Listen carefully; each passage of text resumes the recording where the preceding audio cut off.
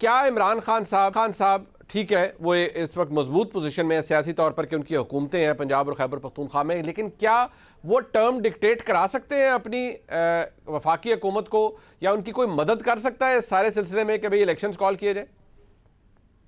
देखिए मुनीब, 2018 और 2022 में क्या फर्क है?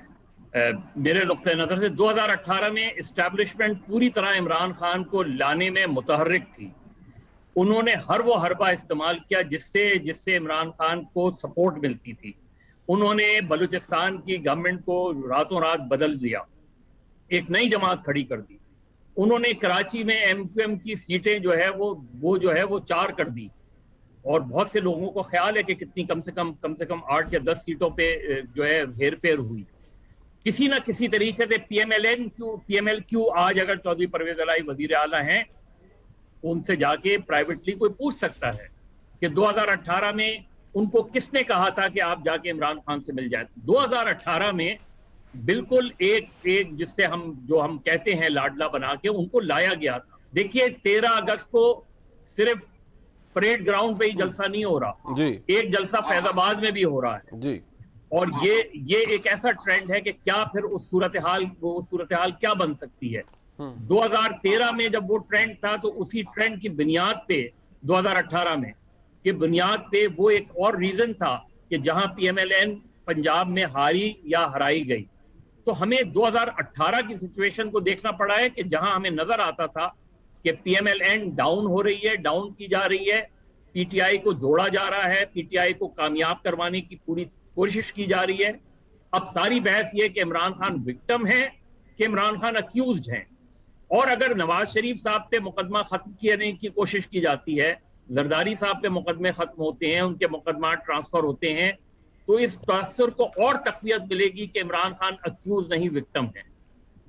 अच्छा, लेकिन एक बात है मदर साहब, ये जो बात आपने अभी कही कि इमरान खान साहब एक्यूज्ड हैं या विक्टिम, बट फैक्ट ये है कि आसिफ जरदारी साहब के मुकदमात वो ठीक है करप्शन रिलेटेड या FIA रिलेटेड है, उनकी नौयत और है। मियां नवाज शरीफ का तो पहला मामला जिससे उनको सियासत से बेदखल किया गया वो तो 62-63 का मामला था, उनको सियासी तौर पर नाअहल कर दिया गया कि वो अब कोई पब्लिक ऑफिस होल्ड नहीं कर सकते। इमरान खान साहब के ऊपर जो प्रिंसिपल इस वक्त तलवार लटक रही है वो भी यही है कि क्या उनको प्रैक्टिकल पॉलिटिक्स के लिए, पार्लिमानी सियासत के लिए उनको नाअहल कर दिया जाएगा।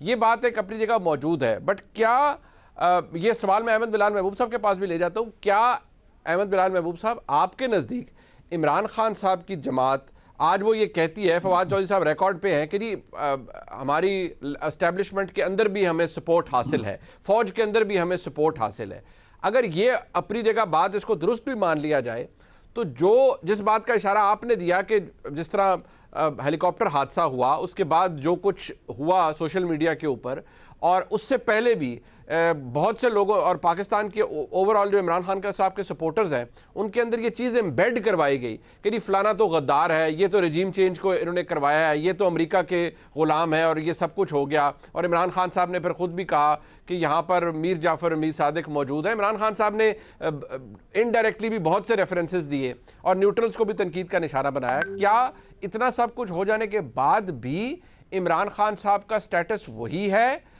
कि उनको किसी न किसी तरह कोई ना कोई क्रंच मोमेंट पे बचा सकता है, या आपको लगता है कि नहीं? वैसे तो मुनीब साहब ये जो बातें अगर कोई पसे पर्दा तय हो जाए तो उसकी बात तो अलग है, उसका हमें क्या पता। लेकिन एक बड़ा अहम फैक्टर और भी है जो मेरे ख्याल में हमें जहन में रखना चाहिए कि हम इस्टेब्लिशमेंट की बात कर रहे हैं, तो इस्टेब्लिशमेंट का क्या रोल होगा और किस हद तक होगा, इसका बड़ा इन्हिसार इस बात पे भी होगा कि एक बहुत बड़ी अपॉइंटमेंट भी तो होनी है। और वो अपॉइंटमेंट कब होगी? क्या नवंबर में होगी या उससे पहले हो जाएगी? और वो जो अपॉइंटमेंट होगी वो मेरे ख्याल में एक बहुत डिसाइसिव फैक्टर होगा कि इस्टेब्लिशमेंट को अब क्या पोजीशन लेनी है। मैं तो ज़ाती तौर पे समझता हूँ कि बावजूद इसके ये तो दुरुस्त है कि माजी में ये सब कुछ होता रहा है और अब कैसे आप कह सकते हैं अचानक कि अभी अचानक बंद हो जाए। लेकिन मेरे ख्याल में जिस लम्हे पे भी इस्टेब्लिशमेंट की इन्वॉल्वमेंट इस पूरे प्रोसेस पे बंद हो सकती है वो कल की बजाय आज बंद हो जाए, ये बोलकर ये बहुत ही नुकसानदेह है।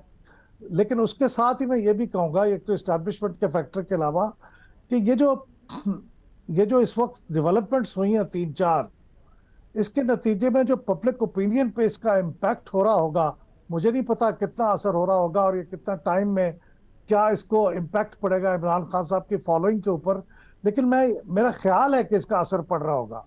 इसलिए कि ये बहुत इंपॉर्टेंट बातें हैं। ये इमरान खान साहब की जो एक्सक्लूसिव कॉन्स्टिट्यूएंसी थी अपनी, एक हाई पेडेस्टल पे खड़े हुए थे एथिकल ग्राउंड्स के ऊपर, ये उसको हिट कर रही है। अगर वो चीजें आइंदा दिनों के अंदर ये किस तरह से बयानियां बनता है और वो लोगों के सामने रखी जाती हैं, अगर वो कन्विंस करती हैं कुछ लोगों को, देखिए कुछ लोग तो यकीनन उनके साथ खड़े रहेंगे what ever be the argument, लेकिन एक तादाद ऐसी होती है जो इस पे वल्नरेबल होती है, इस किस्म की चीजों के ऊपर वो देखती है, आर्ग्यूमेंट्स उसके ऊपर असर करते हैं। तो अगर आइंदा चंद दिनों के अंदर ये जो बातें हैं, जैसे फॉरेन फंडिंग की बात है, तोशाखाना की बात है, और ये जो अकाउंट्स छुपाने वाली बात है, और वो अकाउंट्स लोगों के पैसे प्राइवेट अकाउंट्स में आने की बात है, फिर वो पैसे कहाँ गए, और पार्टी के कुछ मजीद भी जो साबिका फाउंडर मेंबर्स हैं, जैसे फौजिया कसूरी साहब पिछले दिनों बोल रही थी, कुछ और लोग भी बाहर निकल के बोलते हैं, और उसके नतीजे में पार्टी की जो कोर कॉन्स्टिट्यूएंसी है वो इफेक्ट होती है। तो फिर मैं अर्ज करूं कि ये जो पब्लिक फॉलोइंग है ना, ये थोड़ी सी फिकल सी चीज है, ये बेवफा सी चीज है। ये ऐसा नहीं है कि आपकी एक बार हो गए तो अब आप हमेशा के लिए लोग आपके साथ हैं। वो कुछ लोग तो शायद रहते हैं, लेकिन कुछ लोग नहीं भी रहते हैं, तो उसके नतीजे में आप बहुत वल्नरेबल होंगे। मेरा ख्याल तो ये है कि आप वल्नरेबल हो चुके हैं, वल्नरेबल होंगे, और उसका एक जो डिसाइसिव फैक्टर होगा वो शायद एस्टेब्लिशमेंट का होगा कि वो आइंदा आने वाले दिनों में कौन फैसला करने वाली पोजीशन में आता है और उसका क्या फैसला होता है। ठीक, शाहजेब साहब, वैसे तो सितंबर होता है, और लेकिन हमारे यहाँ नवंबर की बड़ी अहमियत है, और ये बात आप बखूबी जानते हैं। लेकिन एक बात फैक्ट है कि अभी रिसेंटली जो वाक़यात हुए, अब सदर मुमलिकत नहीं जा सके, जो लेफ्टिनेंट जनरल सरवाज अली साहब की मेरे ख्याल में उनकी नमाज जनाजा में, और इस हवाले से ख़बर भी आई कि फैमिलीज़ के अंदर ओवरऑल बड़ा एक गुस्सा पाया जाता है। जनाब आरिफ अलवी साहब सदर मुमलिकत के जो साहबजादे हैं, जनाब अवाब अलवी साहब, उनकी ट्वीट तो रिकॉर्ड के ऊपर मौजूद है। जब हुकूमत तब्दील हुई नो कॉन्फिडेंस के नतीजे में, तो उन्होंने बड़ी सख्त किस्म की ट्वीट की, और उन्होंने तो डायरेक्टली बाकायदा तौर पर बूट्स का जिक्र किया, फ़ौज का जिक्र किया, और फालूदा कूस सारे मामले को कहा। बट सवाल ये है, क्या पाकिस्तान के जो हालात हैं, मारूजी हालात हैं, इनमें कुछ तब्दीलियाँ जो होने वाली हैं मुतवक्का तौर पर, वो भी पॉलिटिकल लैंडस्केप के ऊपर असर डाल सकती हैं, या आपको लगता है कि नहीं, ये चीज़ें चल रही हैं और ये फ्री फॉल ही चलेंगी अपने कोर्स पे? जो एक अहम बात है ज़ाहिर जो असर डालेगी वो नवंबर की तैनाती है, जिसके अहमद बिलाल महबूब साहब भी जिक्र कर रहे थे। मगर इसमें हमें ये सोचने की जरूरत है मुनीब कि दुनिया भर में तब्दीलियां होती हैं। बरतानिया में एक प्राइम मिनिस्टर गए हैं, क्या तब्दीली होगी क्या नहीं होगी उसमें कोई डिबेट नहीं है कि अगला आर्मी चीफ कौन होगा। इंडिया में नहीं है। कांग्रेस ने मोदी का मुकाबला कैसे करना है ये डिबेट है, ये नहीं है कि एस्टैब्लिशमेंट का अगला आर्मी चीफ क्या आएगा उसके बाद क्या डिसाइड होगा। अमेरिका में ट्रंप से कैसे डेमोक्रेट्स ने मुकाबला करना है ये बहस नहीं हो रही है कि अगला आर्मी चीफ आएगा तो फिर क्या होगा। दूसरी बात आप कह रहे थे मुनीब, देखें खान साहब का और जो कह रहे थे कि बड़ा पब्लिक जो ओपिनियन होता है वो बड़ा नाजुक होता है। अहमद बिलाल महबूब साहब कह रहे थे इमरान खान साहब के केस में ऐसा नहीं हुआ है।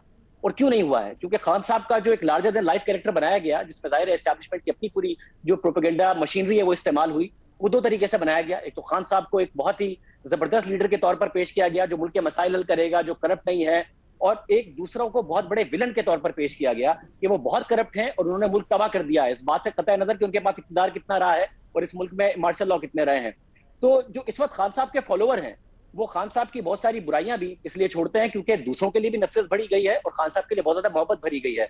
तो उसमें हमें नजर आता है कि कैसी कल्ट पैदा हो गई है जो हर चीज को माफ करने के लिए तैयार है। खान साहब कहते हैं कि जो हॉलैंड में है वो जो प्राइम मिनिस्टर है वो साइकिल पे चल के जाता है, मगर खुद हेलीकॉप्टर में जाते हैं। और उनके जो सब कल्ट फॉलोवर हैं वो कहते हैं ठीक है अगर हमारा लीडर जा रहा है तो कोई बात नहीं।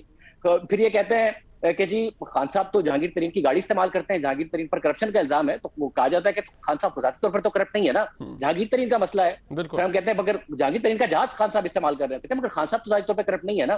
फिर कहते हैं कि खान साहब मोदी से मिलने गए तो एक बिजनेस टाइकून का जहाज ले गए थे, उन पर करप्शन के इल्जाम है। फिर वो कहते हैं खान साहब ज़ाती तौर पर तो करप्ट नहीं है ना।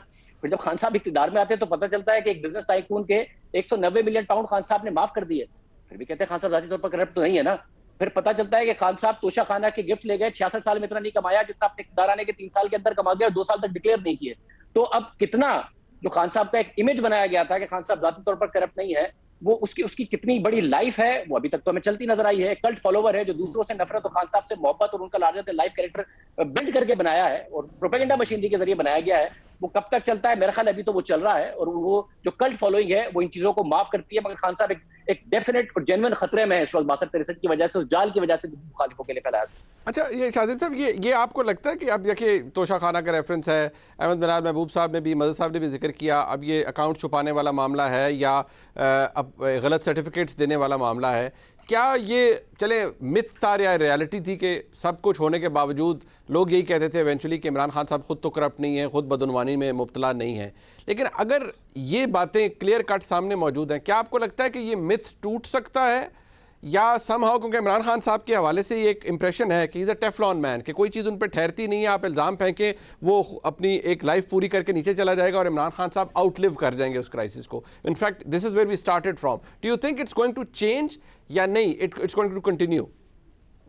जितनी मेहनत से जाहिर है एक पूरी मशीनरी के जरिए उस इमेज को बनाया गया है तो वो कंटिन्यू तो करेगा। उनकी जो कल्ट फॉलोइंग है वो उन पर बिलीव करती रहेगी और हमने दुनिया भर में देखा है जो पॉपुलिस्ट लीडर होते हैं, अब ट्रंप की मिसाल देख लीजिए, ट्रंप के ऊपर जाती तौर पर क्या इल्जाम नहीं है, अपने टैक्स रिटर्न्स ना दिखाना, मिसोजिनी के इल्जाम लगना, जिस किस्म के सेक्सिस्ट रिमार्क्स वो देते रहे, उनका जो फॉलोवर है वो हर चीजें माफ करता है। और बाकायदा स्टडी है इस पर कि बहुत बड़ी फॉलोइंग वो है जो दूसरों से नफरत की बुनियाद पर बनी हुई है, इसलिए वो ट्रंप की बुराइयां माफ करती है कि चलो दूसरों को बुरा कहता है। तो खान साहब की फॉलोइंग में भी एक बहुत बड़ी फॉलोइंग है जो कहती है दूसरे ज्यादा बुरे हैं, खान साहब कम बुरे हैं, वो हर चीज को माफ करती नजर आती है। बट जाहिर है एक न्यूट्रल वोटर सपोर्टर भी होता है जिसके लिए ये सारी चीजें बहुत ज्यादा मैटर करती हैं कि खान साहब खुद कहाँ खड़े हैं, तहरीक साहब खुद कहाँ खड़ी हुई है। मेरा ख्याल है अभी तक जो खान साहब के अगेंस्ट एक नैरेटिव है उसमें ये जो मौजूदा हुकूमत है उनकी भी हमें एक नाकामी नजर आती है कि नैरेटिव बिल्डिंग उस तरीके से नहीं की है। फॉरेन फंडिंग केस का जो फैसला आया, ममनुआ फंडिंग केस का, उसके बाद जरूर ये बहुत ज्यादा मीडिया पर आकर हमें कूदते नजर आए हैं, बहुत सारी प्रेस कॉन्फ्रेंस करते नजर आए हैं। बट जाहिर जो एक नैरेटिव बिल्डिंग है उसमें खान साहब बहुत आगे हैं सबसे। ठीक, बिल्कुल ठीक, नैरेटिव बिल्डिंग में वाकई आगे हैं और शायद उसको महसूस करते हुए हुकूमत ने कैपिटलाइज करने की कोशिश की। ये फैसला जब आया ममनुआ फंडिंग के हवाले से